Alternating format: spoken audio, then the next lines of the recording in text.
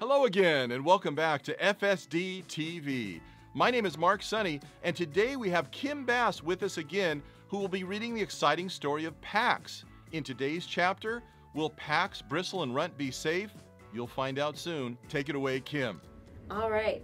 Hi, everybody. It's Mrs. Bass, and I'm back today with our next chapter of Pax. We're at chapter 25. Are you ready? If you notice, I brought a tissue today. I'm just a little nervous. It's coming. Are you ready, Gage? Okay, let's get started. Pax dug. Since moving Run up the gorge, Pax and Bristle had taken turns guarding him, a pact of protection. They would be his strong hind legs. They would be his ears. Runt was safe and sleeping inside the abandoned groundhog's den that Bristle had enlarged for him. Still, Pax felt anxious. Something was coming.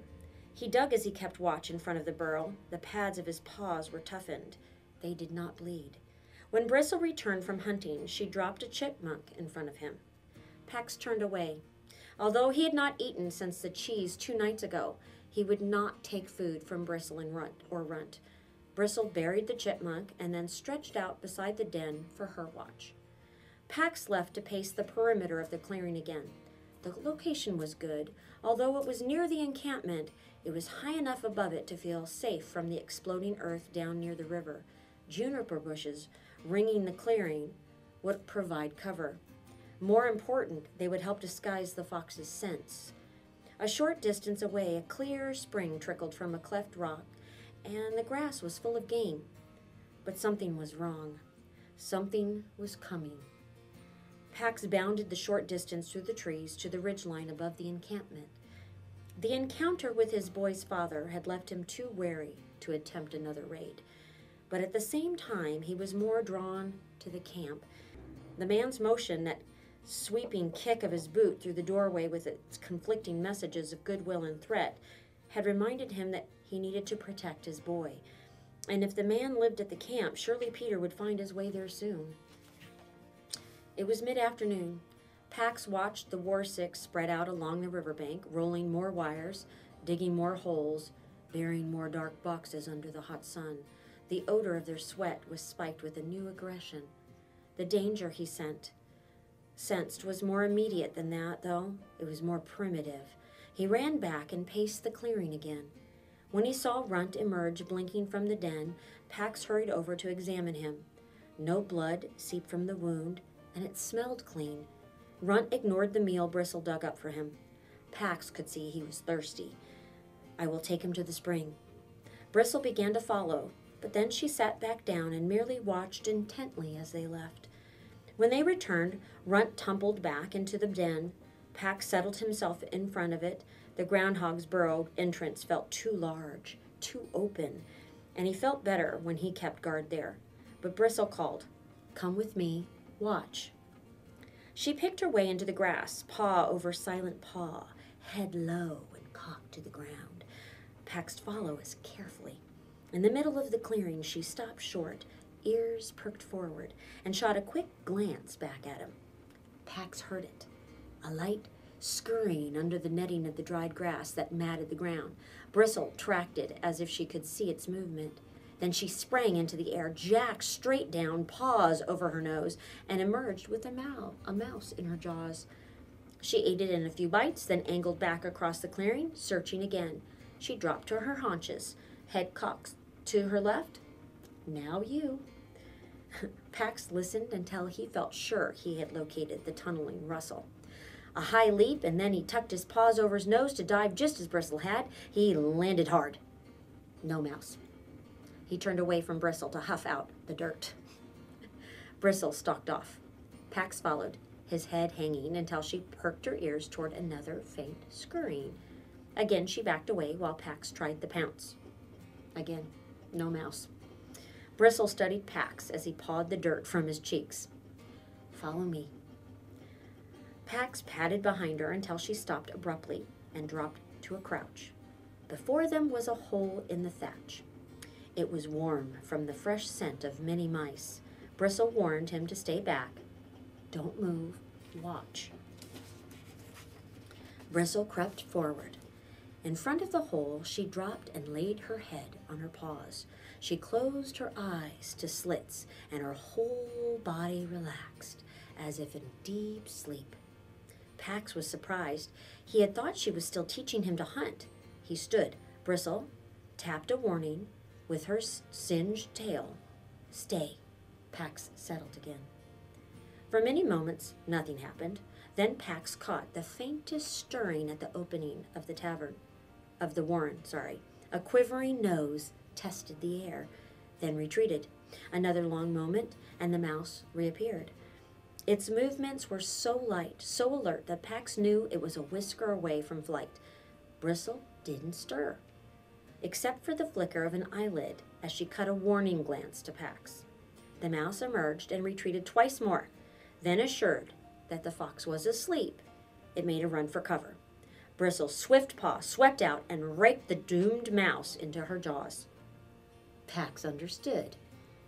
Bristle retreated to guard Runt, and Pax trotted into the clearing, eager to find the telltale hole that would allow him to try the move himself.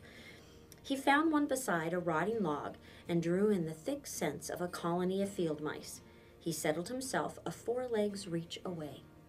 His excitement made it hard to stay perfectly still, but at last a mouse came to the entrance and tested the air. Like Bristle's quarry, the mouse darted back in at the sight of the fox. Like Bristle's quarry, it reemerged until it was convinced Pax was asleep and then made a run for it. Pax wasn't as quick as Bristle, but he managed to knock the mouse over, and as it scrambled to its feet, he swiped again and caught his first prey. It was a small meal, but each bite sent a hot current through Pax's body. The mouse's life now merged with his own. His muscles brimmed with energy. He sprang up and tore a joyful path around the clearing, running by Bristle in a blaze of red fur. She got to her feet to watch. Pax sped by again, scarcely skimming the ground, but it wasn't celebration enough. In the center of the clearing stood an old, crooked sweet gum tree. Its lowest limbs reached out over a hollow. Its upper branches glinted blue with feeding jays. Pax flew at the trunk. He scrambled easily onto the first low branch and balanced there. Then, step by cautious step, he began to walk along its length. Leaves rustled around him in welcome, like fragrant green stars. Through them, he looked down in astonishment. The world had changed. From this vantage point, he could see through the ridgeline trees to the encampment and the river in the distance. The meadow grasses, which just a moment ago had brushed his shoulders, now seemed flattened to a broad green bowl. Jays flew down to scold him. Pax recalled Runt's flight. He coiled himself, then sprang, stretching out and out, feeling the air ruffle his belly fur. He landed lightly and threw his head back and barked his happiness. This new world was his. He could travel through it. He could feed himself on its bounty. Whenever he wanted, he was part of it all, free, but not alone. Pax hurried to where he buried the peanut butter jar and unearthed it. He carried it back and dropped it in front of Bristle and Runt, who were drowsing at the burrow entrance in the last rays of afternoon sun. Both of them came alive instantly at the strange scent. Bristle was on her feet first. She nudged the jar and jumped back as its surprising roll. She sniffed it all around and tested it with her tongue. One taste was all it took. Bristle locked the jar between her paws and began lapping greedily, cleaning out the top half. In seconds, she squirmed her snout in deeper. Pax had done this same thing. Be careful, you can get trapped. Too late. Bristle jumped up. She thrashed her head from side to side, but the jar was wedged on tightly. She hopped onto her hind legs, trying with both forepaws to claw it off, and tumbled over and over. Runt watched in amazement. His sister had never lost her composure before. Pax approached, offering to help, but Bristle dashed away. She would do this herself. Finally, she rolled onto her back and pried the jar off of her face with her hind legs. She shook herself and stalked back, her head and tail high. She dropped down beside Pax and began cleaning herself. Bristle had never sat this close to him before, with her flank pressed comfortably against his own. Her scent had never been this friendly. A streak of brown on Bristle's white cheek caught his attention. Without thinking of the consequences, he stretched out and licked it off. And Bristle allowed it. Pax cleaned her ears and her throat and her muzzle, and after a moment, Bristle returned the care. Cheek to cheek, the two foxes groomed each other. Bristle stopped to sniff Pax deeply. "You don't smell of humans now." Pax didn't respond. He got to his feet to test the air. Something dangerous had entered the clearing with the dusk, an animal scent he didn't recognize but feared. It was gone as quickly as it had appeared, but Pax howled at Runt, "Get inside the den, now!" And that ends chapter 25. Thank you, Kim, for that exciting chapter from Pax. And what animal did Pax smell? And is that animal hunting them? These questions and more will be answered in our next episode of FSD TV. I'm your host, Mark Sonny, and have a great day.